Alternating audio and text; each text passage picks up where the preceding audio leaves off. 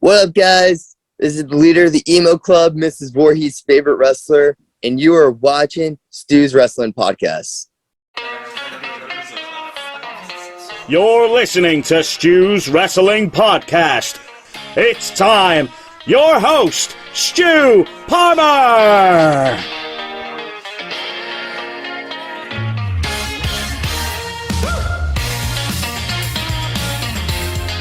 We are back going transatlantic and we are going over to Asbury Park, New Jersey for a man who is synonymous with wrestling shows and podcasts. It's none other than John Poz of the Two-Man Power Trip, but he also hosts shows with Dr. Tom Pritchard, the Taskmaster Kevin Sullivan. He's also got Poz Versus. It's John Pozorowski on Stu's Wrestling Podcast this week.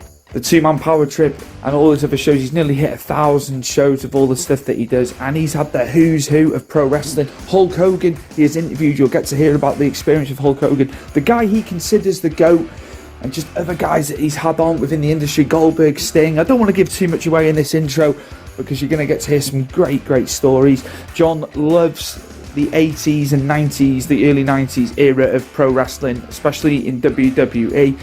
I'm very fond of that myself too. So without further ado, my guest today is the fantastic John Poz, the host of the Two-Man Power Trip, and he's got other shows with Dr. Tom Pritchard and Kevin Sullivan, which you'll get to hear about. It's John Pozorowski, John Poz on Stu's Wrestling Podcast today. Enjoy. My guest today, a man I look up to in the podcasting world, in the wrestling show world. It is the host of the Two-Man Power Trip. It is John Poz on Stu's Wrestling Podcast today, and also other shows that you do, Poz Versus, which I like, and you do a lot of stuff with Vince Russo. How are you, John? How are things? Doing good, Stewie. Thank you for having me on. Appreciate it, and appreciate you being a long-time fan. I love that. Also, the show was heralded in Rolling Stone. You're one of the podcasts to listen to, so that's quite the accolade, isn't it? Yes, oh yes. Covered by TMZ, too, which was pretty crazy. Well, there you go. So pretty awesome, yeah, definitely. Amazing. I'd like to ask about the genesis of the show, starting it out, man. I'd love to hear about how that came, how you formulated it in the early times, to where it is today. So when we started, it was about 2015. So there wasn't many other shows as far as like what there is today. I mean, now it's crazy. There's so many shows out there. But at that point, I mean, there was a decent amount, but there wasn't that many. And the ones that I looked up to was Colt Cabana and probably Conan. I know Bruce Pritchard had done one, but there really wasn't a ton of shows that were out there. And kind of want to do something a little bit different and just interview the wrestlers and just do interviews, and that's it. But it's funny now, I think there's so many shows out there that do that, but I would say we were the first, but was one of the ones that were, on the cusp of being it. But then all of a sudden it kind of completely changed. There's so many shows that love doing the interviews now, which is great, which is cool. But it's funny to look 7 years ago, almost 8 years ago now, there wasn't that many of them out there doing it. So stood out a little bit. And that's probably why Rolling Stone kind of caught on early, and, we were able to get different guys because they weren't doing many interviews back then, and there wasn't that much. But now I'm sure everybody's inundated with doing the interviews. But we just thought, like, okay, I'll do it differently. I'll just interview guys, and that'll be the focus of the show. Now, obviously, you've been a wrestling fan for many years now. Who was on the list? Who's on the list? Who you've had on, and then guys that you haven't had on that you'd like to get on for future episodes? I'd love to hear that. So it's funny, people always make fun of me because I always love to have lists, and I have a list of all the guys I want to have on. I mean, it always changes. You cross guys off. Guys unfortunately pass away. You can't interview them. That sucks. But I always had this major list that I want, and there's so many guys on there. It was ridiculous. I've done almost 1,000. I was actually looking almost 1,000 interviews that I've done. So I mean, a lot of guys got crossed off the list. A few multiple times that I've had on, but Hulk Hogan was a big one. He was always number one on all my lists, but he was like a pipe dream. But somehow, some way, luckily enough, was able to get him on. Flair was always on there. Luckily, got him on, which was awesome. He's great. Bret Hart never got him on, but he's always very, very high up on my list. Rick Martel was so close. Had a bunch of conversations with him, very high up on the list. Did not want to do an interview. Recently spoken to a buddy of his, that mutual friend, still does not want to do any interview or anything. Come on. Yeah. Doesn't want to do anything. Come on, Rick. So he's just, I don't know, he's still on the list. So as you're crossing off guys, he moves higher and higher up there. It's like, come on, Martel. But for some reason, he's just not interested. Like I said, Bret Hart, Bryan Danielson is one very high on my list, but love to get him on. Booker T, shockingly, never had on. The Steiner brothers, shockingly, never had on. Those are guys I want to get on. Sting, I've had on. Goldberg, I've had on. So there's been a bunch of guys that are unbelievable that I had on my list, but still, there's that other list of guys I desperately would love to get on. How is that when they're there with you and you're interviewing them, man? How do you feel? Obviously you've got to remain professional. There's a bunch of stuff to ask, but do you ever think, oh my God, when you have had these guys on because they were so high up in the industry, we all looked up to him. You try not to mark out, but internally, holy shit, wow, Sting! You're like, wow, I can't believe we just interviewed Sting. That's awesome, and it's just I don't know, like the guys that are heroes or you're a fan of or that you've looked up to for a long time. It's like, wow, it's pretty awesome that years ago when I was a kid watching these guys, never would have thought, 20, 30, 40 years later, whatever it is, I'd be interviewing them, talking to them, asking them questions about matches that I love. And so, when you get on Sting or even Hulk, you're just like, holy shit, you're nervous for a second, but obviously you have to remain professional. And that all kind of wipes away as you're talking to them. But then afterwards, like, wow, it's pretty damn cool. Like in retrospect, pretty awesome to be able to interview these guys. What did you take away? I'm sure you learned something about the guys. I know you got a vast knowledge. The guys inside out their careers, how they blaze the trail. But something you learned maybe from, a few guys doing the interview that you didn't know already. I don't know. It's just the funny thing is I always want to know kind of what they think about themselves or their legacy and stuff like that. So I always am fascinated by that answer. Sometimes it's short, sometimes it's long, sometimes it's really like introspective. Like when I asked Hulk, I was thinking like, okay, I think he's the GOAT. Like, I think he's the best. Like, what does he think?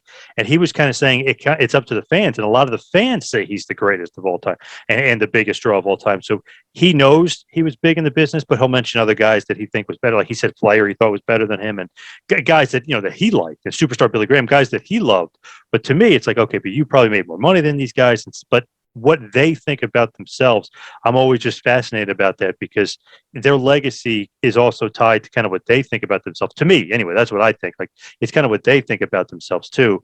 So when you ask a guy like Sting, he's just so humble. It's like ridiculous. Like, wow, he's way too humble. Like he doesn't realize he's Sting. But Hulk was saying, which I think is like a lot of people think he's the greatest, and whether or not that's true. People when he was younger, he thought Bruno and Buddy Rogers and those guys were the greatest. So he said it all depends on the fans and the generation. But that just always fascinated me. What does the guy think of himself? Like, where does the guy think legacy or how will he be remembered? Fascinates me. What about Sting in AEW? Had the bad injury in WWE. I thought that was that, man. It's been great. And Muta being on the show. I know he's closing out now. Yeah, I'm just coming away from the show for a minute, to keep it topical on Sting. Just amazing the longevity, isn't it?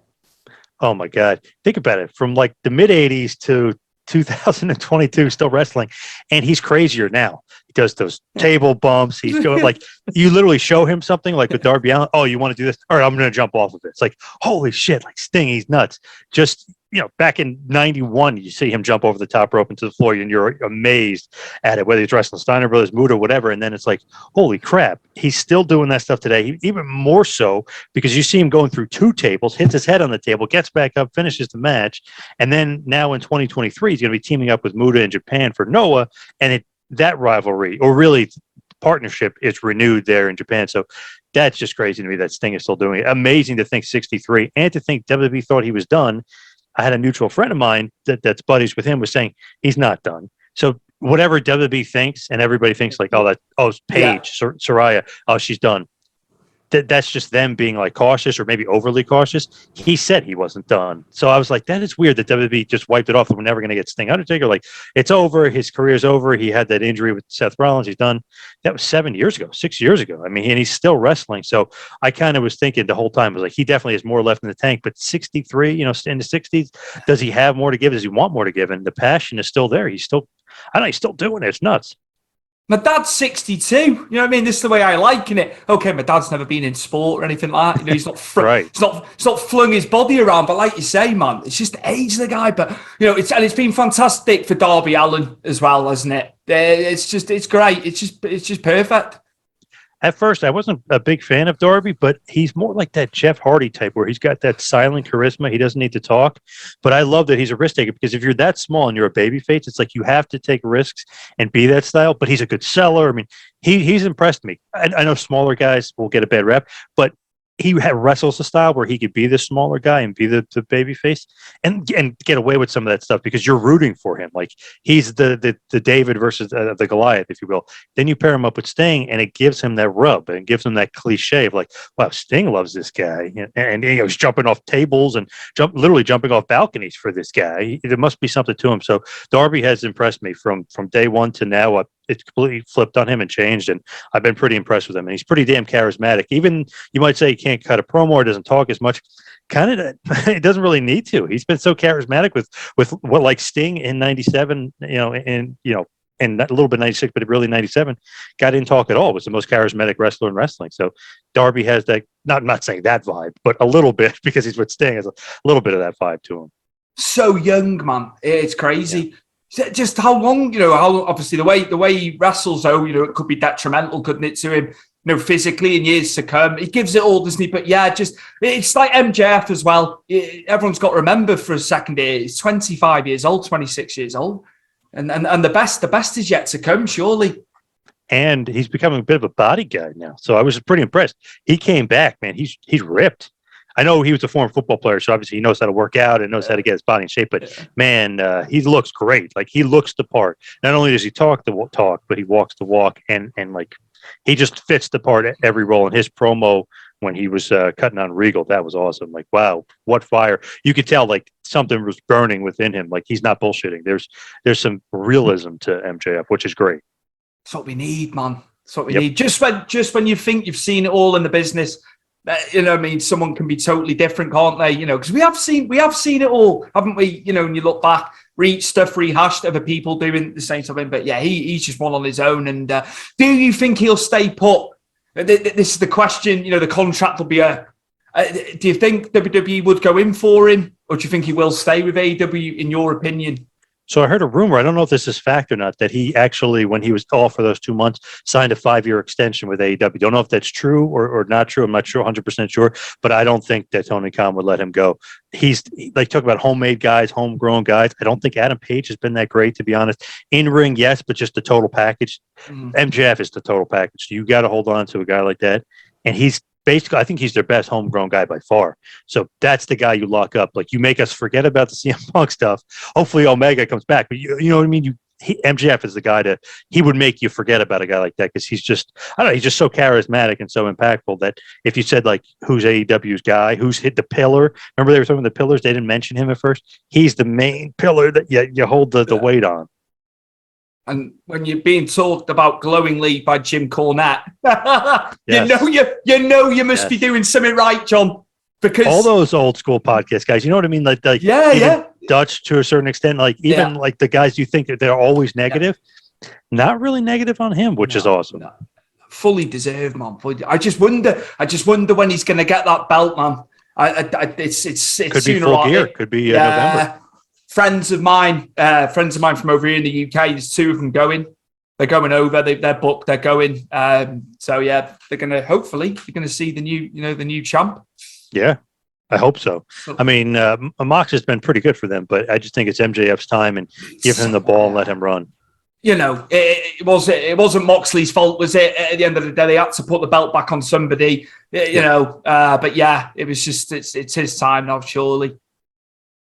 For sure. And the thing with that is he's been a great team player, so you kind of want to reward him too, but obviously, rewarding him, but keep the storylines flowing, keep it good, like just to keep Moxley fresh and keep it going. And hey, the guy wants to take a vacation. You know what I mean? You got to give this guy his vacation. Absolutely. I was reading about that. The plan was he was going to have it, wasn't he? And then all the shit happened. Yeah. Do you know what? I wasn't buying that at first. When I read about it, the kickoff backstage and all that, I was like, this is a work. And the days rolled on. I was like, holy shit, there was more evidence coming out. I was like, shit, it's not a work, John. But this is how we're conditioned as fans, aren't we, sometimes? Yep. I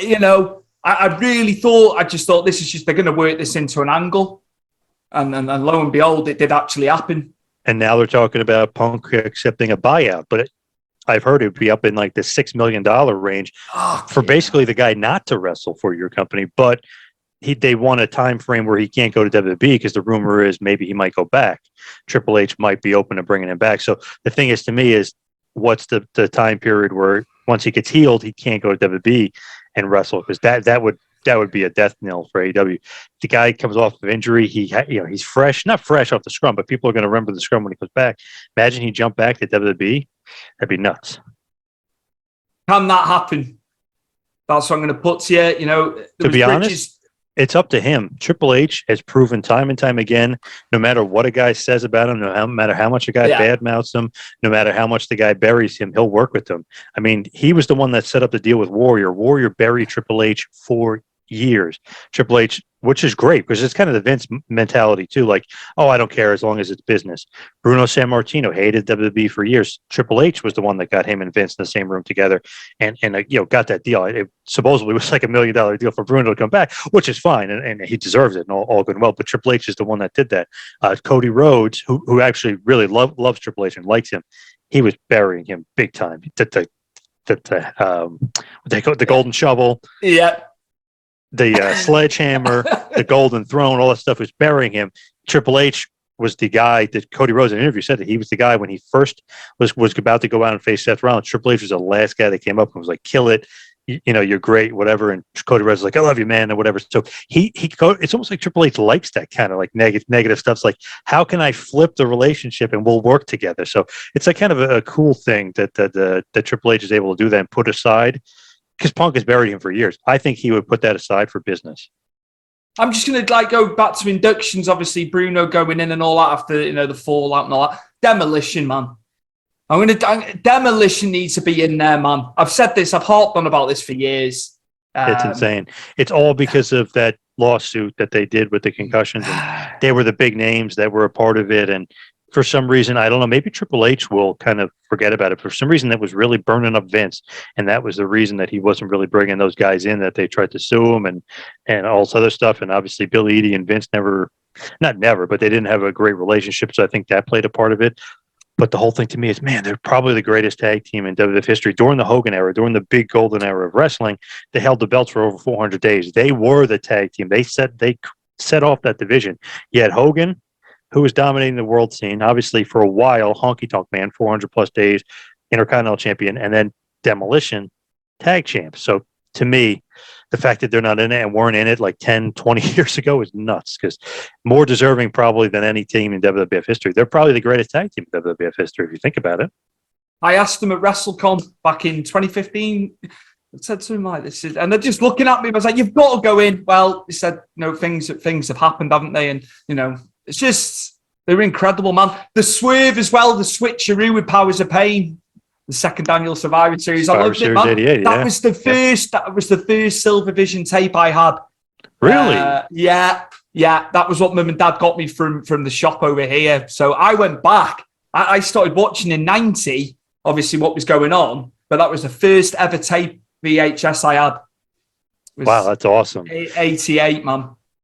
I have a wrestling store not too far from me, the Wrestling Collector, and I was looking through their tapes. They have a ton of Silver Vision tapes. Like, oh shit! I was like, wow, damn, that's so awesome to be able to just go back and do that. I mean, I just love the covers and everything just about the tapes, but that's just so cool. So, and I interviewed James from Silver Vision not that long ago, so I love talking some Silver Vision stuff. Very cool. Oh man, amazing! Like, buddy, I'm gonna have to say about Tommy Fierro there as well, Wrestling Collector. What a guy! What a guy, man, and what he's done in the business.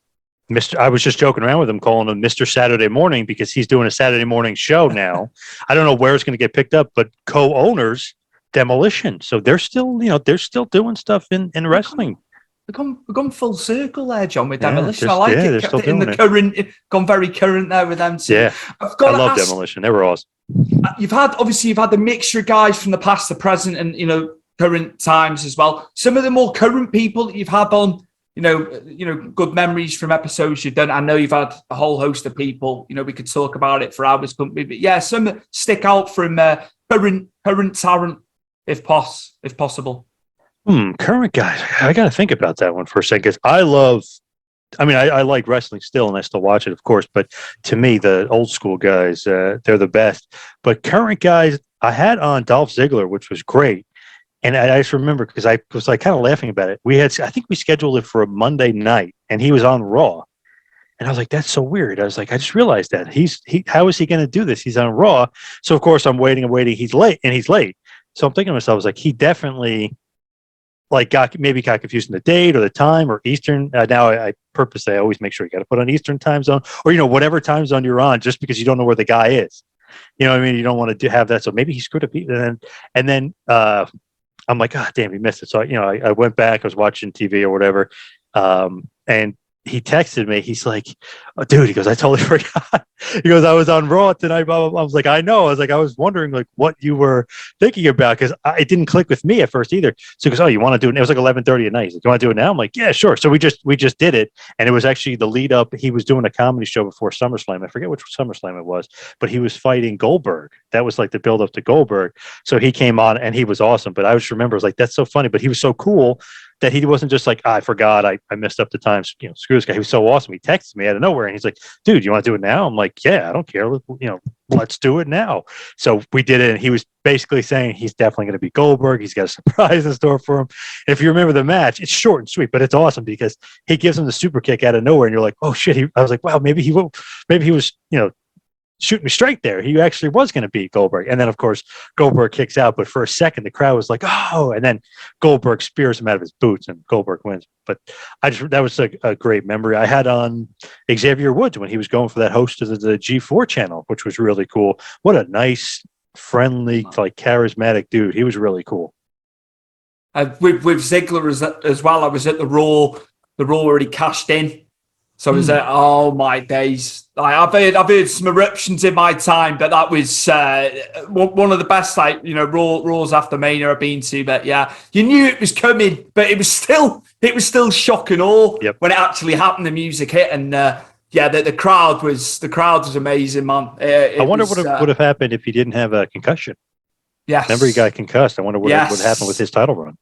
No, it wasn't that long, was it? Really, when you think about it, but. I think like even him going back down to NXT more recently, everything he's done for the company, man, and the length of service to the company as well.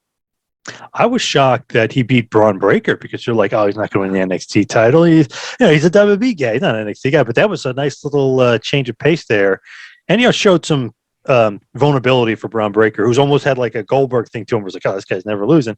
So it was almost a good thing for a little bit. Obviously, you work with Dolph, you're going to be able to learn a few things. So that was a great learning experience, I'm sure, for Braun Breaker. But I can't believe Dolph, I think 16 years now, WWE, 17? It's crazy how long he's been there. Spirit Squad would have been, what, 04, 05? When you think. Yeah. So it's around that time. It's just crazy. And it's just him, isn't it? It's just him now when you think the guys that came through.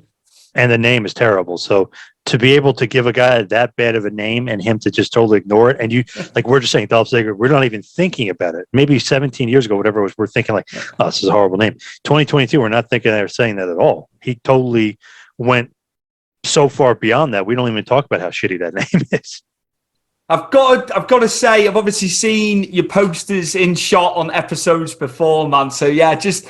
Look at the memories there, man, with the posters behind you. Just like some moments for you, man, in that time period. It's all WrestleMania based there. Yeah. But it's awesome. When I had Hulk on, he's like looking around. I was like, what's he doing? Like before we recorded. And I was like, what the hell's he doing? And then we came on, and he's like, look at your posters, brother. Obviously, they're all him. They're all WrestleMania. Basically, I want to get all of them, but I have basically WrestleMania 1 through 7, all the posters. Of course, he's the main focus on pretty much all of them. He's, to me, the real Mr. WrestleMania, the god of wrestling, if you will, the guy who put it all together. Without him, like, where would WWE be today? I mean, he made them so much money, it's ridiculous. Without him, where would Vince be? I know he's retired, he's a billionaire, but I mean, where would he be without Hulk? And so many people said, Greg Gagne said too, man, if we could have kept Hulk and Vince would have got him, who knows what would have happened with AWA. To me, guy on top of the mountain, and they had Piper, they had Savage, but you need the guy on the top. They have Andre, they had Bundy, they had Stud, but you need Hogan on top to be that main guy. So he's the glue that kind of stuck all those guys together, and him feuding with those guys. I mean, you need an awesome guy to feud with, like Batman needs Joker and Penguin and Riddler and Two-Face. So you need awesome villains, but you still need Batman. So I mean, he was awesome. And to me, as like looking at those posters, it's just awesome memories of Hulk and getting into wrestling and being a young kid and just falling in love with the business because of him, and literally almost have that feeling as a fan, like when you're watching the Yankees, like maybe you for the Blue Jays, but it's like, oh, you don't lose, shit, they lost. Even more so for the Hulkster when I was a kid, like don't lose, you know what I mean? Like you get so invested in it, emotionally invested. Just love the Hulkster. John, this is just for cosmetic purposes. Oh, okay. If you ask me some questions about the Blue Jays, I'd be stoked, Okay. right? Okay, obviously, yeah. People ask me. There's been guys who've come on the show. Maple Leafs when I wear the Maple Leafs one. I just wear them. I wear different ones. I was a Knicks fan in the 90s growing up, like watching the NBA back then. But yeah, Nice. I'd lived. Sorry. Oh, I was always a Spurs fan. Believe it or not, I always liked David Robinson, the Admiral from the '80s. So when he got drafted to the Spurs, they became my team, and then they had Duncan, and the rest is history. They're awesome. I mean, they stink now, and they traded Kawhi Leonard, the worst trade I've ever seen in my life. Because when you trade somebody, some people tell me it was fair. Regardless of that, when you trade somebody, and the next year, as you trade them, they win the world title, it's the worst trade. The Raptors won the championship with Kawhi the year the Spurs traded him. Yeah. I do remember. Yeah, it's crazy, man. If the Spurs would have kept him, remember the Warriors had so many injuries. The Spurs could have beat the Warriors, and then they would have beat whoever. It wouldn't have been the Raptors. Beat whoever, and they could have won one more title. But Popovich lost his touch. I mean, 5 rings and all those wins, but he lost his touch. It gets them all in the end, doesn't it? It's Yeah. just time. Look at Belichick. Time. He's losing his touch. Yeah. It's crazy, man. It's crazy. Going back to the WrestleMania moments there, and then obviously 1 through 7 depicted behind you. Your favorite WrestleMania. If you really, had to push it. I love 4 because the tournament, and it was, and looking back, like it's pretty unpredictable because you thought Hogan would definitely win it, or maybe they'd throw you a curveball in DiBiase, but didn't think Savage, which was awesome, and obviously the Mega Powers would pretty much explode the next year. But to me, I don't know, WrestleMania 5. I love WrestleMania 5. I know 17 is great and 19 is good, and there's a bunch of other good ones that I enjoy. But I don't know, I love WrestleMania 5. Hogan, Savage, Mega Powers exploding. Probably maybe one of the biggest financials. Obviously, inflation involved nowadays that they've gone into the millions and upon millions, but as far as like at that point, they made so much money on that Mania. That was the biggest draw as far as pay-per-view buy rates for a long time. But Hogan, Savage, Mega Powers explode. It's the best storyline ever to me in wrestling, Hogan versus Savage. And for them to have that match, awesome match. Do not read the star ratings on it. They're completely wrong. But the match is awesome. It is subjective, isn't it? Opinion. Course, yeah. Like I literally watching the WrestleMania documentary, the true story that he did, came out in 2010.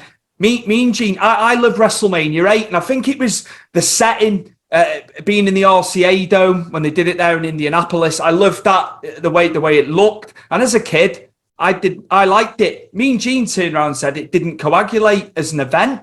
I know they wanted to do Flair and Hogan, but I do like 8. I really like WrestleMania 8, John. Piper and Bret, for the length of time they had in the ring, they told one hell of a story, Yep. Piper was going to waffle in with the bell. You had all that going on. So I love 8. I'm a huge fan of WrestleMania 8, but critics and people within the for some business reason, said it's not as loved. I love WrestleMania 8 too. The finish is great too with Warrior. I know Hogan Sid isn't that great of a main event match, but the pop Warrior gets and him running down the aisle, I mean, that was awesome. I love WrestleMania 8. Savage versus Flair is awesome. Absolutely. And it was meant to be, wasn't it? It was meant to be Flair and Hogan. I know, like, they did stuff on the house shows, didn't they, leading up, and then they totally changed tack, didn't they? But yeah, Vince apparently didn't like the returns they were getting. They had some good ones, and then they kind of ran the towns again, and they weren't. The returns weren't as strong, so that's the big room. But it should have been Hogan Flair without a doubt. Even down to like Legion of Doom coming out with Paul Ellering, things that stay with you. Just remember being like, nearly 6 years old and just so impressionable, man. I loved it. I still do. I watch it back. I've watched it back so many times. And that was the last stadium one they had for a while. Yeah. Before before obviously once you get into like the 2000, they kind of bring it back. But yeah, for a while they stopped doing stadiums after 8. I'm gonna have to ask you as well. What about WrestleMania 7? We'll go back to there because obviously Savage and Ultimate Warrior, the career match, amazing. Then gets back with Liz. To me, that's one of the best Mania matches ever. Savage, Warrior, the emotion of it, the announcers, the wrestlers. Sherry Martel is awesome in it. Miss Elizabeth afterwards, it's perfect. You say 5 stars, whatever. I mean, that's all subjective. To me, 5 stars, one of the greatest, easily top 5 in my WrestleMania matches. Love that match. And I love Hogan versus Slaughter. I mean, people don't say the main event's like, I love that match. I think it's great. Hogan winning it was great. Getting it back for the US of A. They actually have a feud over the summer, Hogan. Really, I mean, all spring into the summer, Hogan and Slaughter going into SummerSlam. The boot camp match that they have at MSG is better than Mania, but the match is awesome. It's phenomenal. The bleeding and everything else. Supposedly, they were going to have the boot camp match be the SummerSlam main event. I don't know why they went away from that and they did the tag match instead. But if you had that Hogan, Slaughter, and how crazy it got, and the weapons and the blood and everything else, that would have been awesome as far as SummerSlam. But got kind of a okay, I guess, tag team main event, but Hogan Slaughter was fun. Like going back to the fact, it was meant to be outdoor, wasn't it, at the Olympic Stadium?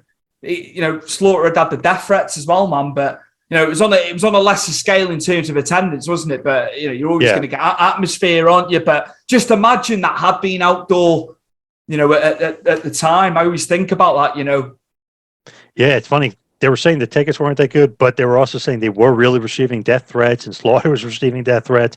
So who knows, like what the truth is, but it would have been cool to have it in that huge stadium outside in LA. Absolutely. Now I've got to speak about Mr. Russo, a man that does split opinion within the business. So yeah, just being with Vince, man. He's a good guy, and I feel like he almost has a big misconception about him. But to be honest, I probably disagree with him maybe on a lot of the stuff more so than I agree with him. So it's not always, just agree with whatever he says. I know I kind of just disagree with a lot of the stuff that he says, although I do like him and he's very valid opinion, of course.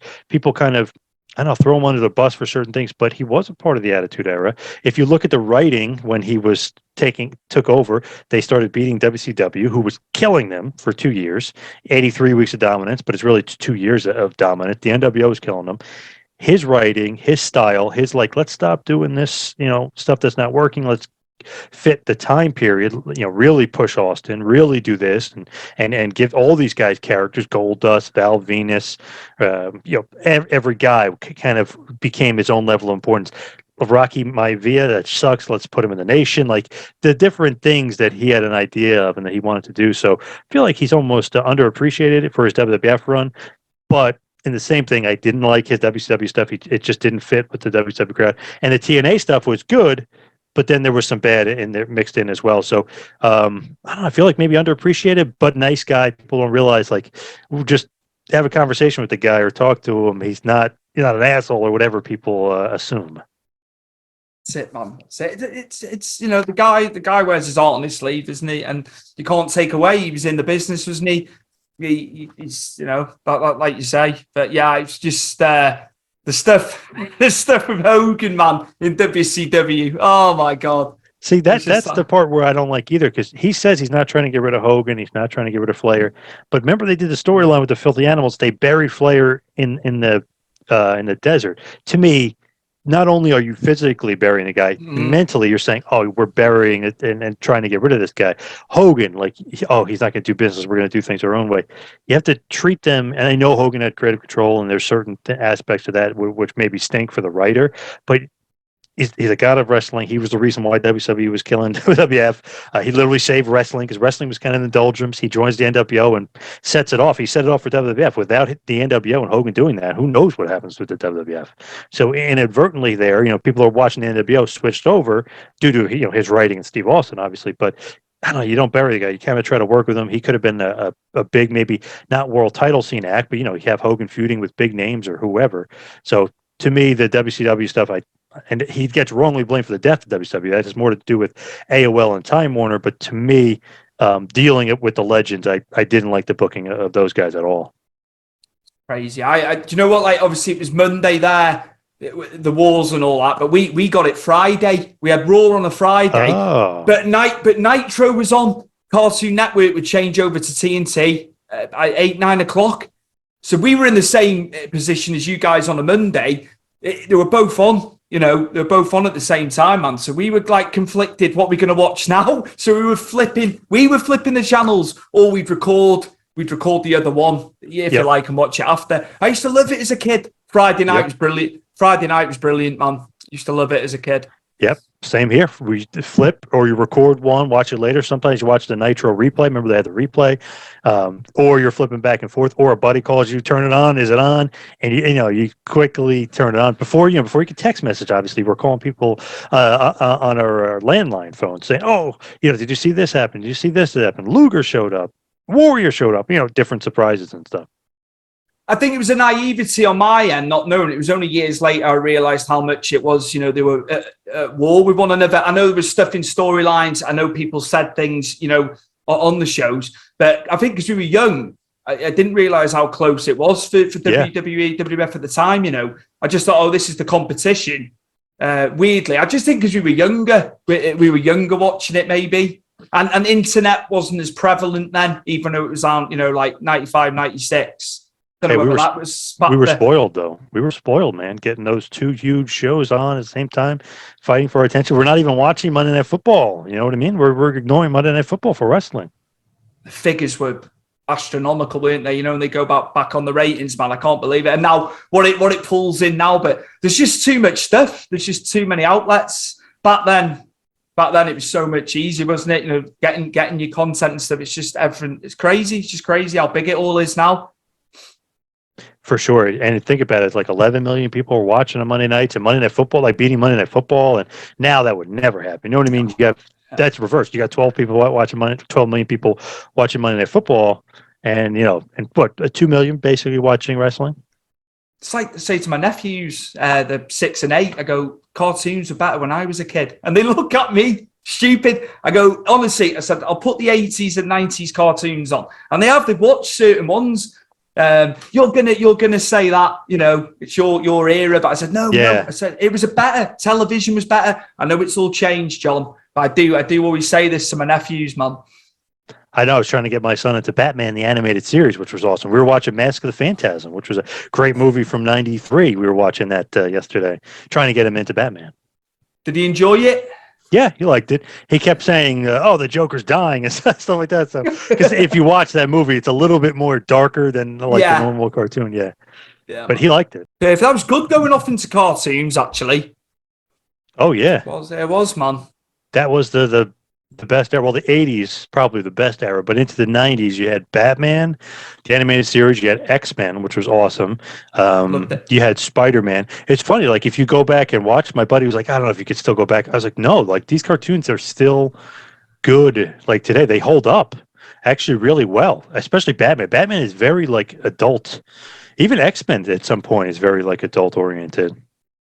I loved Teenage Mutant Ninja Turtles. I love Turtles. And Ghostbusters as well. I had all the toys and that, Yeah. Thundercats. Thundercats. Yes, absolutely. G.I. Joe. He-Man. G.I. Joe. He-Man was solid. Loved it. And then obviously Masters of the Universe as well. The film. I used to be scared of that. I used to be scared of that a little bit. I'll tell you now, but watched it many, many times. And we've got to talk about rock and wrestling, I think. If we're going to say about cartoons, and it was wrestling based. So yeah, I used to love that as well, man. We got that in the 90s. They replayed it. And that theme song is awesome. I love that song. Amazing. Like the live action shots and then into the animation, man. Yeah, he's backstage and all that. Crazy to think how mainstream. I mean, it's still kind of to a certain point is mainstream today, but back then I feel like, man, that's crazy. Like they have their own cartoons. Cyndi Lauper's into it, like pretty damn Mr. T's into it. Like, they're really, really mainstream back then. Just like literally, I don't know, in the fabric, like Americana, like baseball, pro wrestling. I mean, everything was kind of in the fabric of the U.S. back then. Not so much today. Maybe we're too fragmented. They're still mainstream to a certain extent, but back then it was just crazy. Hulk was everywhere.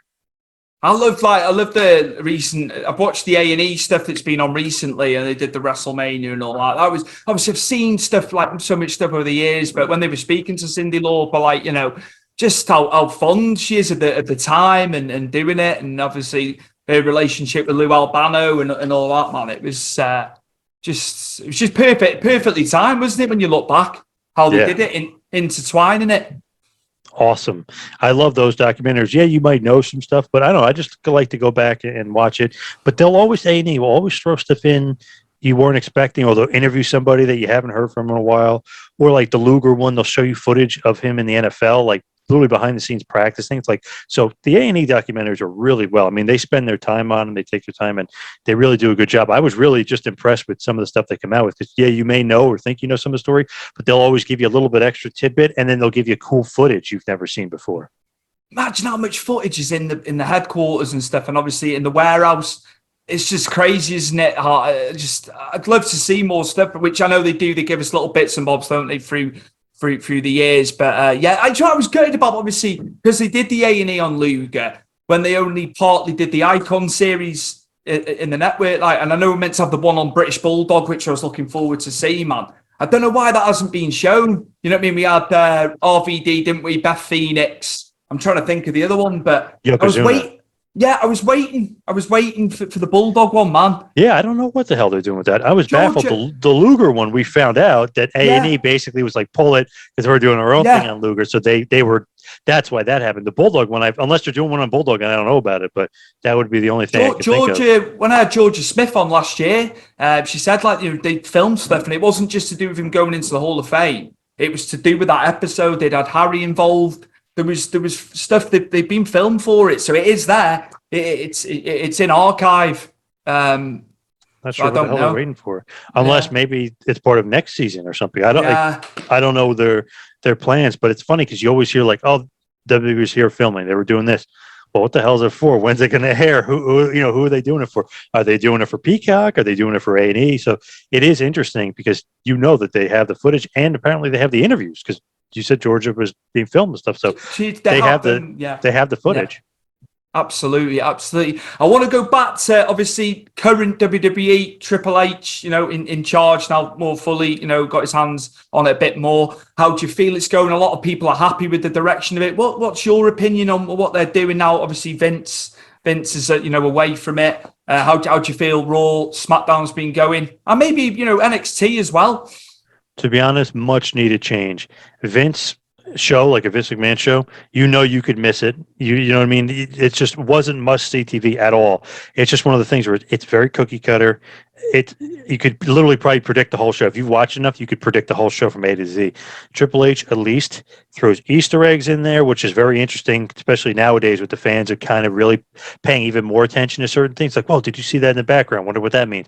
And usually it means something like, oh, did you see that glove? And it was end up being Dexter Loomis's glove. Stuff was building. And there's not a pattern to it that I've seen so far. Like, it's not as cookie cutter. You can't miss it. I mean, I've missed a few, obviously, but it's one of the things where, like, if you miss it, you almost want to, like, oh, I wonder what happened.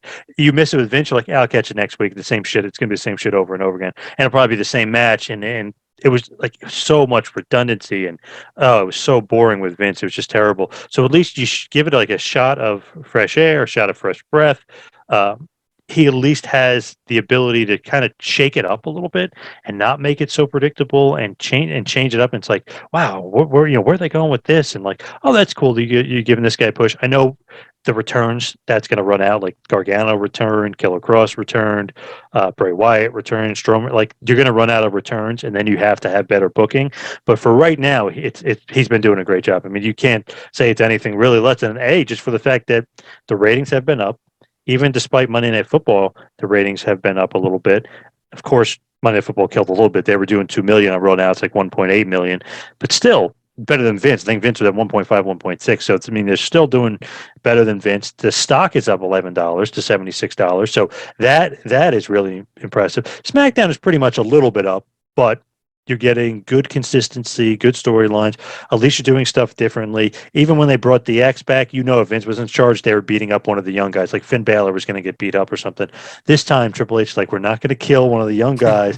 Just make it a nice little nostalgia thing. We'll get a nice little pop. We'll make a few inside jokes. And thank you, everybody, for being here 25 years. At the end of it, Vince would have Balor come out, get beat up. Edge would have got, or not Edge, Damian Priest would have got beat up.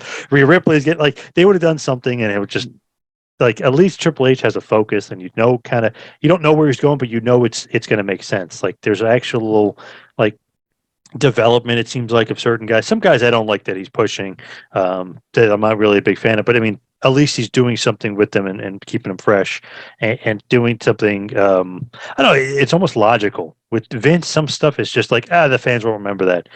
That's not logical. I know people say, wrestling logic, who cares? But as a fan, you want the storylines to have some sort of logic and make some sort of sense. And Vince sometimes is just like, they'll forget about it next week. Let's just move on to something else. And you're like, it's terrible. Even Cross. I love Karrion Kross. I know some people don't for whatever reason. But Triple H books him pretty well, and good story. He looks like $1 million. Scarlett looks like $1 million, obviously. I mean, she's as far as they say a channel changer. If you're flicking through the channels and you see her, you're a guy, 18 to 49, whatever, you're going to be like, who the hell is that? Like, just naturally, you know what I mean? So, putting her in the package with him and this guy looks like $1 million too, 6'4", 285, just looks good. Vince, forget about her. We'll give him a shitty entrance, shitty theme song, and put him in a gladiator helmet. It's like, just, I don't know. To me, 77, doing creative, you're out of touch. And like you say, do not quell the momentum of the current talent. It's paramount, wasn't it? But I was surprised with the turn with Dominic, but he needed it. He needed it, didn't he? And I loved it when everybody was saying that he stinks. He stinks. Now they're interested in him. They hate him. Yeah.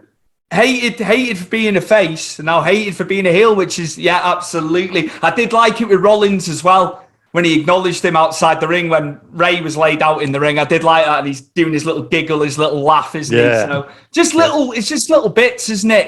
It's and it'd be interesting to see what they do with him, because it's only been a month or so, hasn't it, since he's seems turned. Like WrestleMania, Ray versus Dominic would be the way to go. He's getting tremendous heat, even more so than Balor and Priest. I feel like he's getting the most heat. The fans really seem to hate him, which is great. I feel like he gave Judgment Day a boost. Absolutely. Yeah, 100%. I'm trying to think. I was all NXT. Have you seen much of NXT, or is it hard to watch it all?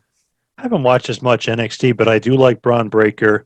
Mandy Rose has been much improved. She's been great. The Toxic Attraction are great. Nikita Lyons, I like. Obviously she's green as hell, but potential. You could tell the fans obviously are very into her. They got certain talent there that's pretty damn good. Like, as far as they could be the next guy, I could see Braun Breaker coming up. I could see Grayson Waller being on the main roster and being somebody. So they've got a few guys there that, and girls, of course, too, that could definitely be on the main roster and definitely could do something as far as maybe boost some ratings or even just be good characters on TV. I could see a bunch of them on WWE TV moving forward. Absolutely, yeah. And they've obviously gone back to the old yellow, haven't they? The old branding, no more 2.0.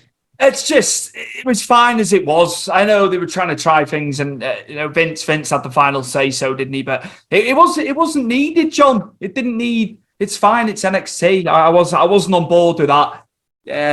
All that was the colours weird, and stuff. Yeah, that was weird because it was I don't know, 2.0, and it's like, is it really 2.0? I don't know. It's weird branding to me. I didn't like it.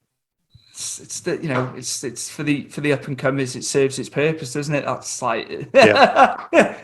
it's just one of them things, man. But I did enjoy when Wade Barrett, Stu Bennett came back as well, when they managed to get him. Obviously, I was watching NWA Power when he was on the commentary, and he was fantastic week in, week out on that. So him being on the main roster again now, doing the comms, big fan of his. Yeah, it's funny. He moved up the ranks pretty good, like NWA, then NXT, WWE on SmackDown. He moved up pretty damn quick there. But been impressed with his, because sometimes you don't know. Like, some wrestlers will become a commentator. It's like, it doesn't really fit. Like, I remember Mick Foley was doing commentary for a while. I was like, he's good, but that doesn't really fit. Like, certain guys, I don't know, in commentary don't work. JBL was great. I liked him in commentary. But Barrett seems to kind of be like in that JBL or that Lawler role where he's kind of playing the heel for the most part, but I like it. Very good. He's been excellent at commentary. I'm not being partial because they're UK born and bred, but Nigel McGuinness as well, man. Nigel McGuinness, amazing on the comms. It's not easy to do. I was doing commentary for a promotion, and it's hard. It's hard. It is really hard. Like, you know, I praise the guys that can do it and do it well. To me, it's a very hard job. You can't just throw a guy in there. They have to do their homework. They have to even have maybe some one-liners, or, you know, they have to be prepared of what they're going to say, what they want to do. Can't just be, oh, go out there, you'll be great at it. Like, see what you can do. It is a tough job. Nigel, I loved him. I loved him in Ring of Honor when he was doing commentary there. Yes, amazing. Like, literally, I think it was best in the world? He was on. It was a show in the May. It was Dalton Castle was on it and stuff. And listening to him then back then, I was like, this is incredible. Absolutely brilliant. And it was a shame his career got cut so short. Yep. Because he was a great him and Angle when they did the, you know, I know it was a short feud when he was Desmond Wolfe. You know, he was fantastic wrestler, but at least he's gone into something else, hasn't he? He's managed to stay in the business. Even going back to ROH, one of the best ROH champions ever, and that was like pure like work rate when you had to have good matches each and every night. Him and Danielson were tearing it up. Him and Marishima. I mean, Nigel McGuinness is awesome. I'm going to ask you something now. Who do you think going into the future will dethrone Roman Reigns? John Poz's perspective on it. Who will dethrone him? Obviously, he's gone well into the 700 days now of a reign as Reigns. Who's going to get the belts, man? When is it going to come to an end? Man, crazy. It's crazy because he could have a bunch of feuds coming up. Like, he could feud with Rollins again. He could feud with Lashley, which would be a great match since they haven't really feuded ever before, especially for the title. That would be great. Braun Strowman again, you can go to that well. Bray Wyatt again, you could have that be a feud. Throw AJ in there again. Orton when he comes back. I mean, Logan Paul obviously is coming up. Austin Theory you could throw out there because he is the Money in the Bank. Obviously, he should win. But to me, if he fights The Rock at WrestleMania, he beats The Rock, right? So it's like maybe a year or two. Could Braun Breaker, if Reigns holds the title for that long? I mean, we're talking about 1,000-day title reign. If he holds it maybe 2 more years, I could see maybe Braun Breaker if he's the next guy, because I love Breaker. But if it's maybe more in the short term, I got to think Cody Rhodes is the only guy that was like over enough to beat him. And the way the timeline's looking, he's going to be back for the Rumble, which is just perfect, isn't it? You know, it'd be the perfect way for him to get in there. I think, didn't he put Rhodes over? I truly believe that. I think if anyone's going to stop it, they're going to get The Rock. This is the thing, isn't it? With Hollywood and all that, his schedule. I'm always skeptical. John, I'm always skeptical. I'd love to see him do it, but, you know, Hollywood comes first for him, doesn't it? You know, that's where he makes the most money. Yeah, he's the top draw in Hollywood, so he doesn't obviously going to lose that. And he's got people in his camp, his managers and insurance companies and stuff saying like, can't do this, can't do that. You're booked here, you're booked there. You got a media tour, you're filming, you're in production. So I mean, and maybe do some post production. You got to do some voiceover. So I mean, he's busy beyond busy, and you know he does his project with Vice TV, and I mean he's got so much stuff on his table, it's ridiculous. So if they can do Rock Roman, which would be off the charts awesome, obviously Rock loses that one. But going forward, you would think maybe Cody. I don't know. Maybe Cody Rhodes could be the guy to throne Roman Reigns. Although, I don't know, did you hear this recently? Somebody was saying, I think it was a fan theory, but it was on a website, that Jey Uso, with this whole thing with Sami Zayn, he might break off because that was his original feud. When he first won the title, he was feuding with Jey. They said it would be like a full circle thing. Imagine if Jey Uso beat him for the title. Yeah. It's feasible. It's like you say, there's a story. It makes sense, doesn't it? It's a good way of looking at it. Yeah, I could, without doubt. You know, you've got it's like people like AJ. There's so many guys. Do you know what I mean? He's not been around the titles, the top titles, has he, for a while? I know they're obviously doing a thing with the Judgment Day now, but there's so many guys, so many ways they could go with it. Yep. He's got a lot of challenges. It's funny, you would think like, okay, he's been the champ for 780 days, like, oh, it's winding down. I think it just started. I mean, there's so many guys he could feud with. It's great. And they're even wasting a month with Logan Paul, which is fine. I mean, it'll be entertaining, but he's got so many other contenders. It's crazy. Do you know what? I've got to be fair to Logan Paul. He surprised me. He's awesome. Yeah, I was shocked. I was like, this guy's not going to cut the mustard. Like, it's just, it can't. And just a natural. It's just naturally. And you could tell there, he was isn't a it? fan because he just naturally knows what to do. I really thought it was going to tank, but it didn't. Fair play to the guy. He made a believer out of me when I was knocking him. He's been excellent, more than excellent, really. I mean, you got to be celebrities. You're like, you almost grade him on a different scale. Not with him. You got to grade him on like he's a pro wrestler scale. He's been great. Absolutely. Right, John Poz's greatest Intercontinental Champion of all time, because we've got to go back. We've got to go back to the old school, man. So yeah, just one person at the tippy top. The IC was always my favourite as a child. Bret Hart. Bret still is my favourite of all time. So yeah, John Poz's favourite IC champion of all time, man. Love Bret. Love Perfect. But I got to go with the greatest Intercontinental Champion of all time. I got to go Honky Tonk Man. I know some of the feuds maybe weren't as great, but come on, he beat Steamboat. He doesn't lose for over 400 days. He's got the longest title run in the history of the IC title. I got to go Honky Tonk Man because in that period, too, he was so over as a heel. And I feel like underappreciated, underrated, whatever you want to say. He was awesome for that time period and what he was doing. He was so over as a heel, ridiculous, just perfect. I know. I got to go Honky Tonk. I love when he did the shoot interviews as well. He's a character, man.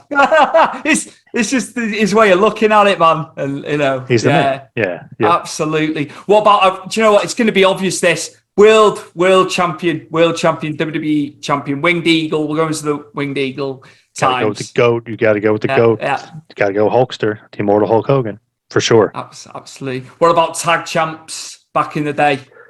WWF. Yeah, we'll go. Yeah.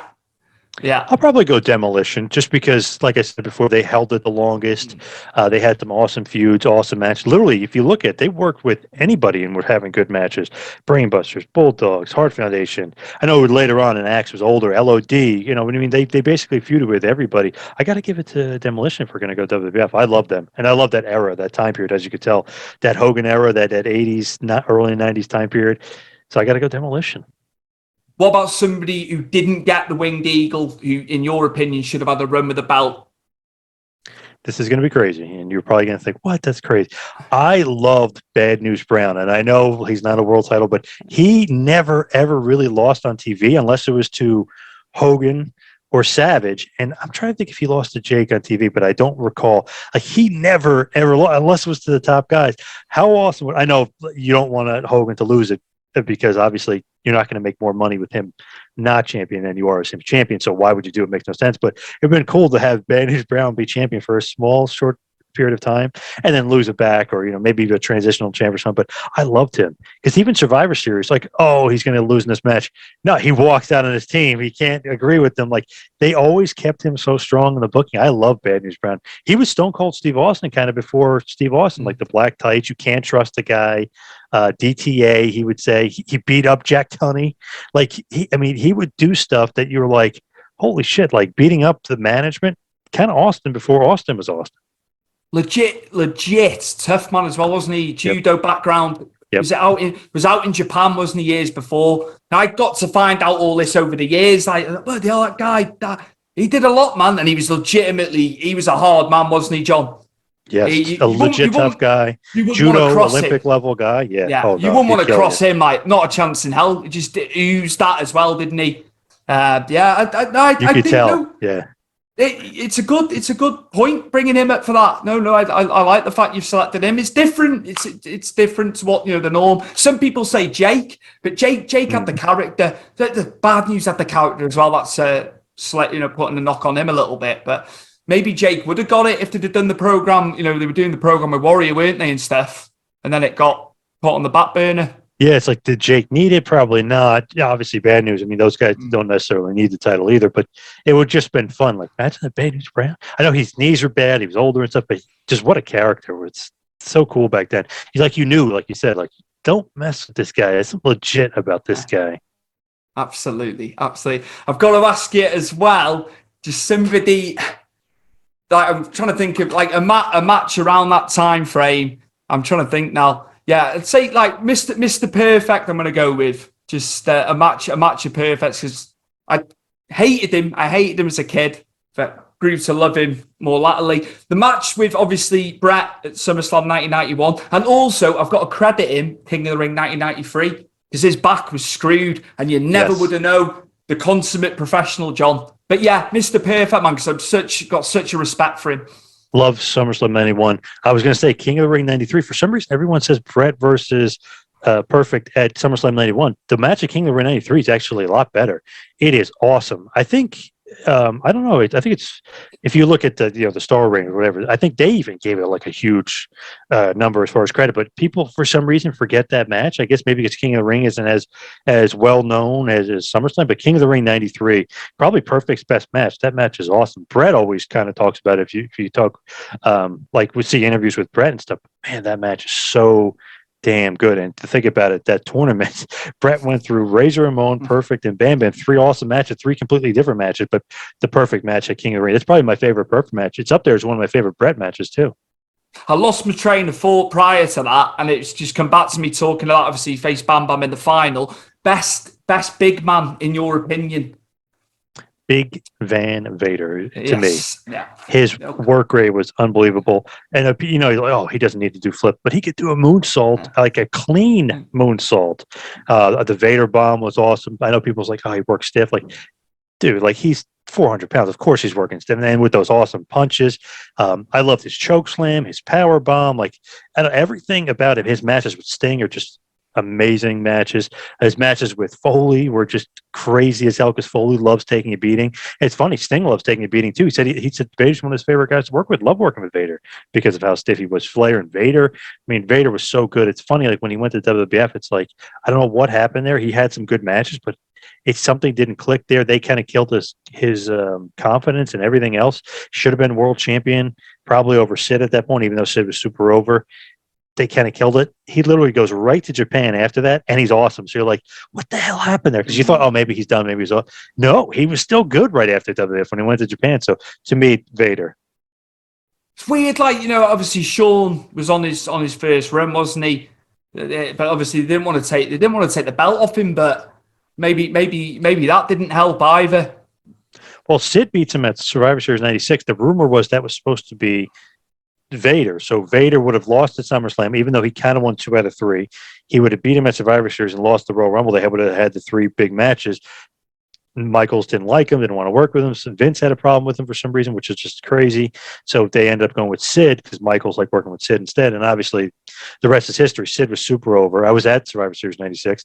Michaels was so mad the crowd was booing him out of the building as the babyface. He was spitting on people in the crowd. He was being a pure a-hole to the fans, and Sid was doing everything he can. He cheats to win, and the fans were still chanting for Sid. So Michaels was completely furious, but there's nothing he could do. And the crowd was for Sid, and obviously Royal Rumble '97, they have a good match, and Michaels beats Sid for the title. But damn it, that would have been cool if that was Vader. Although I love Sid, and Sid was super over, and Sid invented the fist bump, so you got to give it to Sid. Yes, absolutely. Yeah, 100%. Yeah, it's just crazy, man. My first time seeing Vader was with Harley in WCW. We used to get WCW on a Sunday over here. So I just like, who's this guy? And I loved his entrance music. I loved the WWF music. But there's something about his music in WCW as well, man. Loved it. Yeah.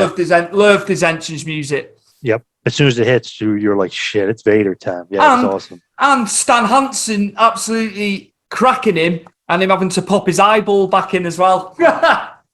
Man, it's funny what he did to Hansen that match too. He kicked the shit out of Hansen. That match was brutal, but it shows you how tough Vader is. Just pops the eye right back in, which is funny because people are like, "Oh, Hansen works stiff." Well, if you could barely see the guy, you don't want to whiff because then it looks completely fake. You have to, you got to really get him good if you're not seeing clearly. So you got to get real close and you got to lay it in a little bit. And that's just was Hansen style. Hansen was awesome too. Absolutely. John, I would like you to plug where the viewers and listeners can find you, your content. That'd be great, man. Just where everyone can find you, the fantastic shows that you do. So go to Twitter and Instagram at 2Man Power Trip. You could find out all the information there. You go to tmptempire.com is the website. Go to patreon.com/tmptempire for more from us. You go to TeePublic, tpublic.com/store/tmpt for some Hogan shirt or for some TMPT shirts, but it's got some cool Hogan era shirts on there. You do the separate podcast just specifically dedicated 84 to 93 on the Hulkster, do a show with Kevin Sullivan, do a show with Dr. Tom Pritchard, not each and every week, but maybe once a month or so I'll do a show with Russo. He'll pop on with me. I just kind of call it the podcast, and we'll go and we'll talk about old events, really focusing in on 97, 98 for now. But I think that's about it. There's some other shows and stuff I'll do, but you follow at 2 Man Power Trip on Twitter and Instagram. You'll see everything as far as what's coming down the pike. Thank you very, very much. I know you're a busy man. As you just said, so much stuff, so much content from you. So yes, my guest all the way.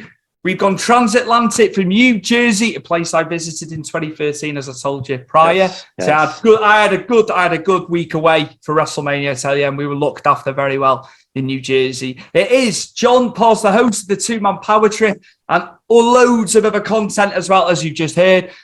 Please, go on the Patreon as well, guys, and give John Pos a follow and listen and watch the content. I implore you to do so. Fantastic content. And John, I look up to you. Man. Fantastic. Appreciate that, Stewie. Thank you. Thank you, Stewie. Thank you for coming on, sir. Thank you. Appreciate it.